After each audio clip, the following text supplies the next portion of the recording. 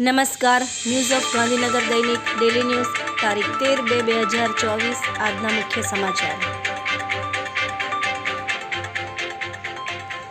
પંજાબ હરિયાણાના ખેડૂતોનું આંદોલન શરૂ, આખા દિલ્હીમાં કલમ 144 લાગુ.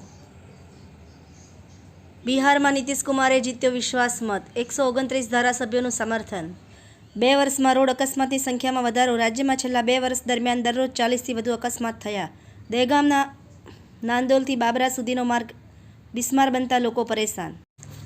તંત્રીલેખ: ઇઝરાયેલ હમાસ સંઘર્ષની ઘાતક અસર, ધર્મપ્રેમી સનાતની ભક્તોની આસ્થાને વારંવાર ઠેસ પહોંચાડતી ભાજપ સરકાર. જેલમાં જવાના ફોર્મ ક્યાંથી મળે? રાજુ રદ્દીનો સવાલ.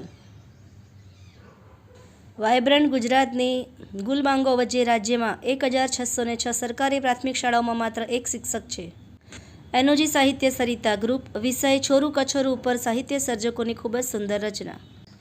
એમસી એક્સપ્રેસ સોના ચાંદીના વાયદાના ભાવમાં સામસામા રાહ, ક્રૂડ તેલ ₹49 ઘટ્યું. Daily market report Naimish Trivedi. પવિત્ર યાત્રાધામ અને શક્તિપીઠ અંબાજી ખાતે પંચદિવસીય શ્રી 51 શક્તિપીઠ પરિક્રમા મહોત્સવ 2024નો ધર્મમય માહોલમાં પ્રારંભ કરાવતી સાંસદ શ્રી પરબતભાઈ પટેલ.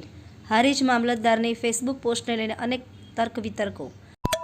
હારીજ મામલતદારના મોતને લઈને ચાણસ્મા મામલતદાર કચેરી ખાતે શ્રદ્ધાંજલિ અર્પણ કરાઈ. આંતરરાષ્ટ્રીય પ્રશંસા પ્રાપ્ત ચિત્રકાર મૈત્રી શાહના હૃદયની સંવેદનામાં ડોક્યુ વિષય પર આધારિત ચિત્ર પ્રદર્શન જહાંગીર આર્ટ ગેલેરી ખાતે ખુલ્લું મુકાશે. રાષ્ટ્રીય અને આંતરરાષ્ટ્રીય શિક્ષણ ક્ષેત્રે અમૂલ્ય યોગદાન આપનાર જાણીતા શિક્ષણશાસ્ત્રી પ્રોફેસર શેફાલીબેન પંડ્યા આજે વિધિવત રીતે કોંગ્રેસ પક્ષમાં જોડાયા. વસંત પંચમી અવસરે પ્રકૃતિ જીવદયા અંગે કોલેજ યુનિવર્સિટીમાં કાલે વક્તૃત્વ સ્પર્ધા.